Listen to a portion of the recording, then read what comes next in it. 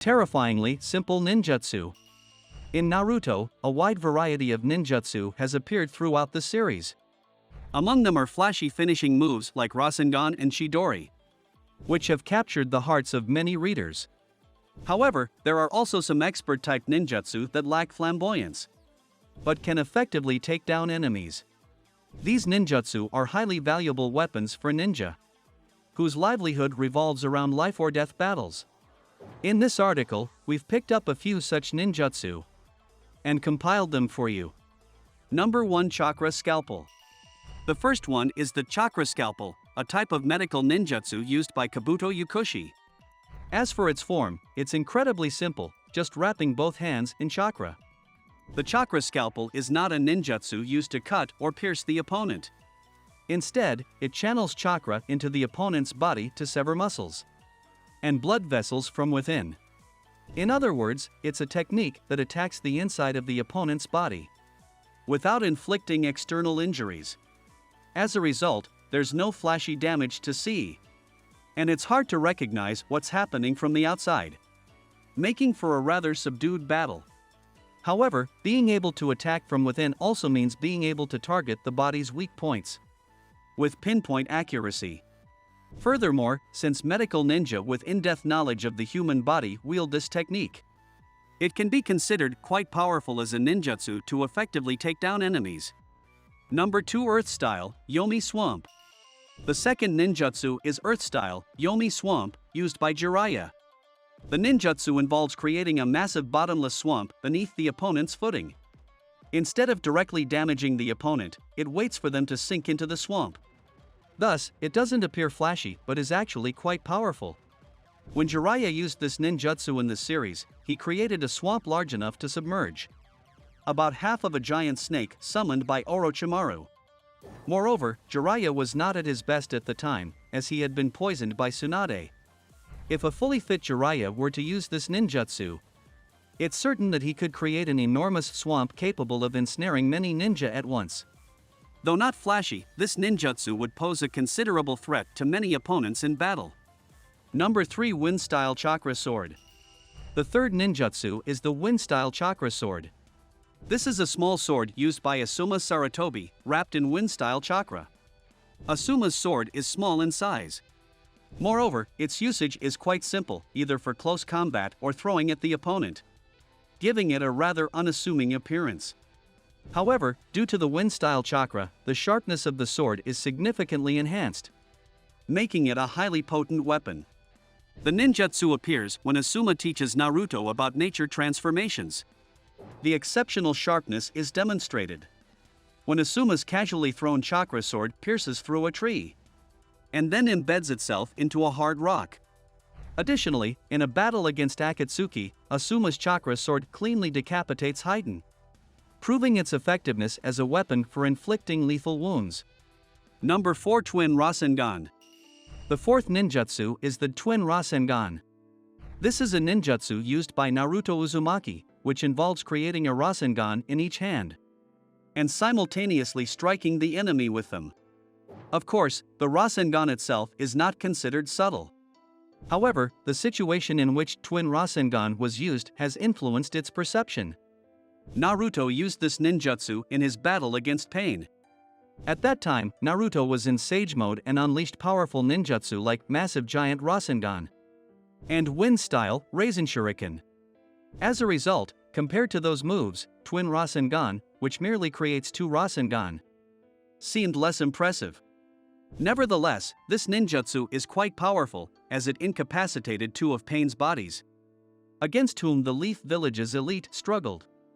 In other words, although it's more energy efficient compared to other Rasengan techniques, it's an excellent ninjutsu for taking down enemies with pinpoint accuracy.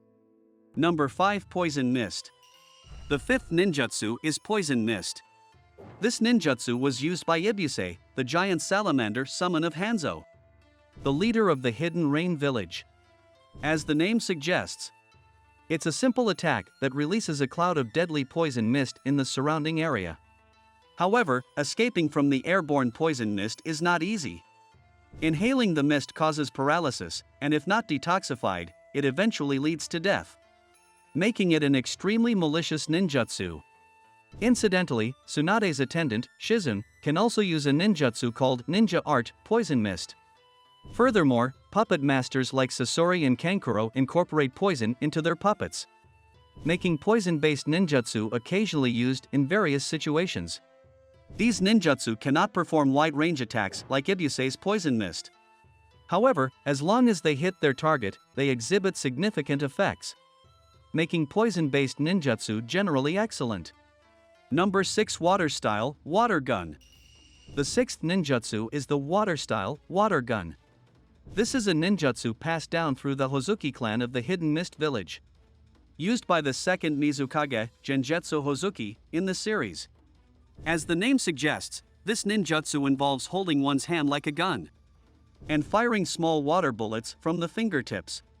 While it is a small-scale and unpretentious ninjutsu, it is a powerful one that has been passed down through generations in the clan. By concentrating chakra on a single point, it creates high-energy bullets with excellent penetrating power.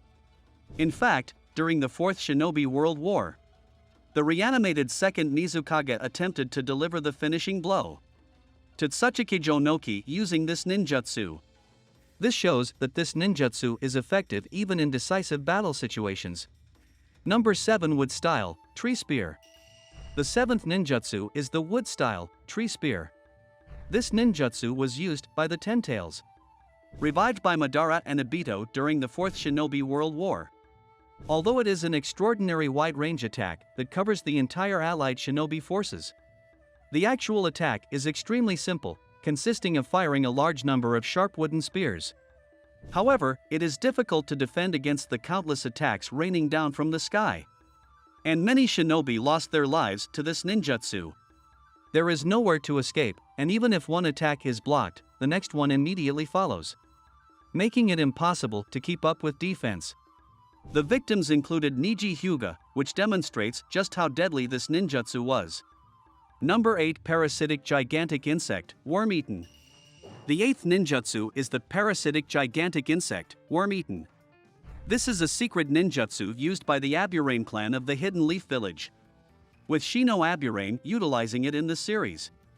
This ninjutsu involves letting a special insect, called the Gigantic Insect, infiltrate the enemy's body, where it grows by feeding on the enemy's chakra, eventually bursting out from within. While the ninjutsu itself is quite grotesque, perhaps because Shino is not a particularly prominent character, the ninjutsu itself doesn't seem to stand out either.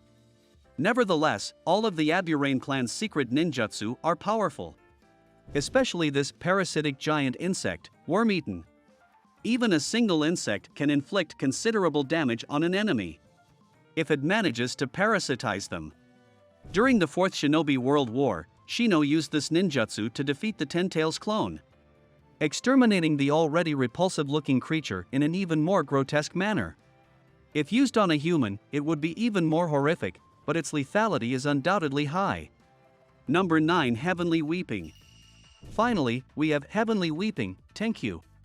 This is a water-style ninjutsu used by the second Hokage, Tobirama Senju. Despite its beautiful name, Heavenly Weeping, the ninjutsu involves shooting several thin water needles created with water style from the mouth. It seems like a small-scale ninjutsu for its name. However, these small water needles possess tremendous power. When Tobirama used this ninjutsu, the needles managed to pierce through the sturdy armor of Madara Uchiha Susanoo. Furthermore, it can be activated without any noticeable movement, and the needles are expelled at high speed, making it extremely difficult to defend against in a split second. Although Heavenly Weeping appears quite plain, its power, speed, and activation conditions are exceptional. It is a deadly assassination ninjutsu, leaving no chance of survival if aimed at vital points. In this video, we introduced 9 seemingly unassuming but deadly ninjutsu techniques. I believe the scalpel ninjutsu that Kabuto used early in the series is particularly troublesome, since it can cut muscle fibers with just a touch. We are sure there are many other similar ninjutsu besides the ones mentioned here, so we would be happy if you could let me know in the comments. That's it for this video. If you liked this video, please subscribe to the channel and give it a thumbs up. Thank you for watching until the end.